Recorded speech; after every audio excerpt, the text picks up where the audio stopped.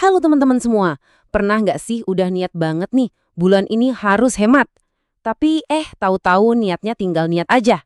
Tenang, Anda nggak sendirian kok. Nah, di sini kita bakal ubah niat yang cuma jadi wacana itu menjadi sebuah aksi yang nyata. Yuk kita kupas tuntas bareng-bareng langkah-langkah praktis buat ngambil alih kendali keuangan kita. Biar apa? Biar gaji hasil kerja keras kita nggak cuma numpang lewat doang setiap bulannya. Assalamualaikum. Selamat datang di Literasi Ngopi. Tempat kita ngopi, mikir, dan bertumbuh bersama. Oke, kita mulai dari perasaan yang kayaknya relate banget buat banyak orang.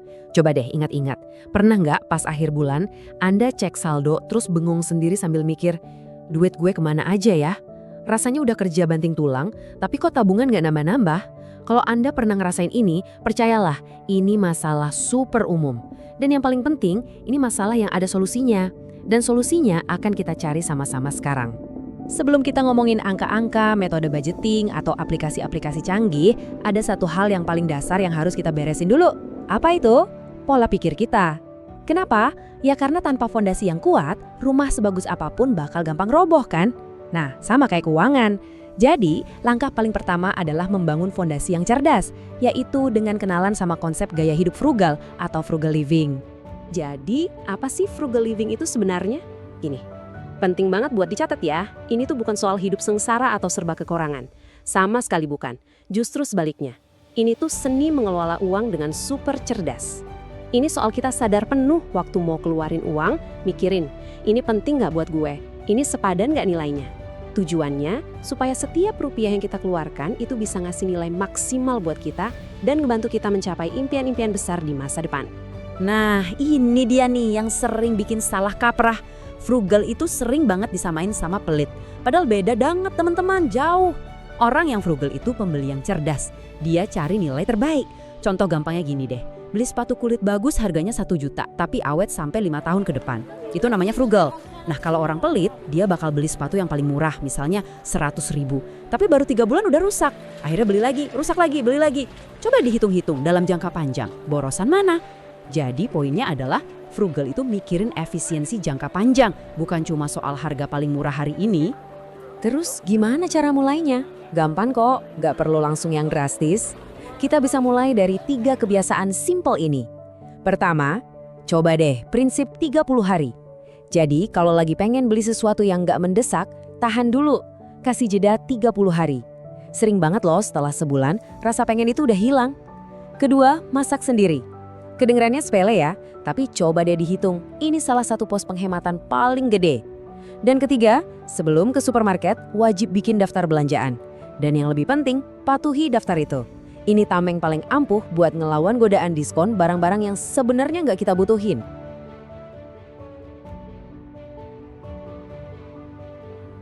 Oke, mindsetnya udah mulai kebentuk nih. Sekarang kita butuh peta. Peta buat ngarahin uang kita biar sampainya ke tujuan yang benar. Yuk kita masuk ke strategi praktis yang terkenal banget dan efektif, yaitu metode budgeting 50-30-20. Metode ini tuh keren banget karena simple. Coba bayangin deh, semua pendapatan bersih kita tiap bulan itu ibarat satu loyang kue utuh. Nah, kuenya kita potong jadi 3 bagian. Potongan terbesar, 50% atau setengahnya, itu buat semua kebutuhan pokok. Ini yang nggak bisa ditawar ya. Cicilan rumah, tagihan listrik air, transport kerja, belanja dapur. Terus, potongan kedua, 30%, ini buat keinginan. Ini jatah buat bikin kita happy, nonton, hobi, nongkrong sama temen. Nah, yang paling penting nih, potongan terakhir 20% ini langsung kita amanin dari awal buat tabungan dan investasi. Anggap aja ini cara kita membayar diri kita di masa depan.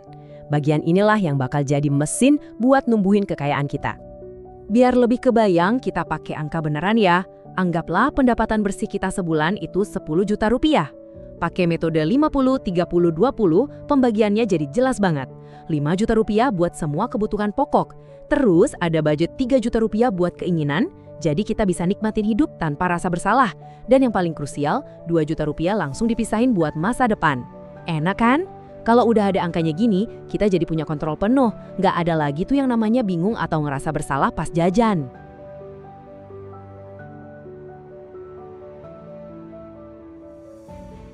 Punya aturan itu bagus, Tapi kadang, disiplin kita sebagai manusia itu kan suka naik turun ya. Itu wajar banget.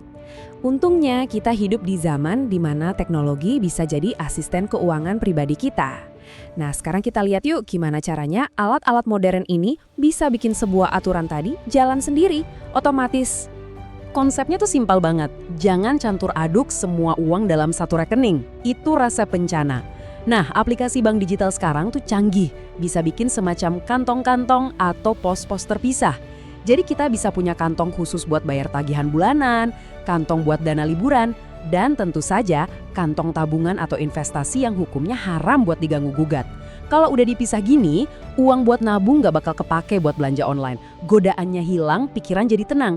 Jadi setiap dana punya rumahnya sendiri-sendiri. Dan ini nih bagian paling enaknya, otomasi. Kita cuma perlu atur sekali aja, abis itu udah lupakan. Biarin sistem yang kerja buat kita. Caranya gampang banget. Pertama, buka aplikasi bankmu, pilih kantong nabung. Kedua, cari fitur yang namanya auto budgeting atau transfer otomatis. Ketiga, masukin nominalnya misalnya tadi 2 juta rupiah. Keempat, pilih sumber dananya dari mana? Ya dari kantong utama tempat gaji masuk dong. Dan yang terakhir, dan ini kuncinya, atur tanggalnya pas tanggal gajian. Set, udah. Abis itu disiplin menabung, kita bakal jalan terus kayak robot tanpa perlu kita ingat-ingat atau usaha lagi tiap bulan.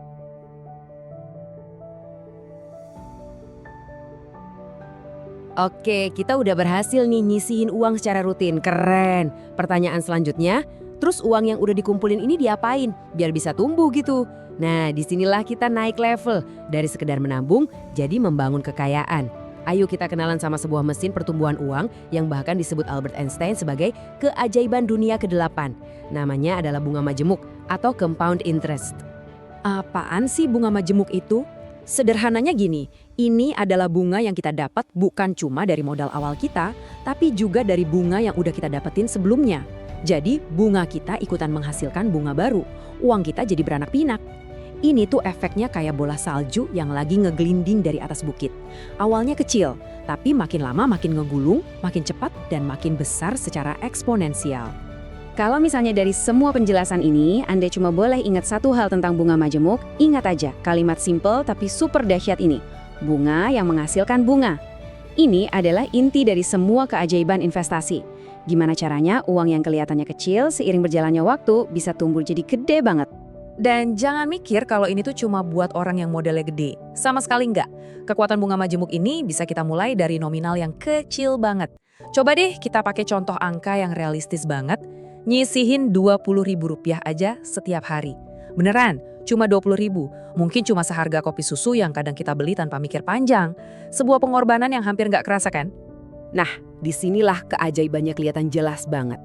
Kalau kita nabung Rp20.000 per hari di celengan, setelah 10 tahun ya, uangnya ngumpul segitu. Lumayan. Tapi coba deh lihat batang grafik di sebelahnya. Kalau uang yang sama kita investasikan dan kita biarkan si bunga majemuk bekerja, hasilnya wow jauh lebih besar. Jarak antara dua batang grafik ini, itulah keajaibannya. Itulah uang yang kerja buat kita, 24 jam sehari bahkan pas kita lagi tidur. Ini bukti kekuatan dari memulai sedini mungkin, meskipun dengan nominal yang kecil.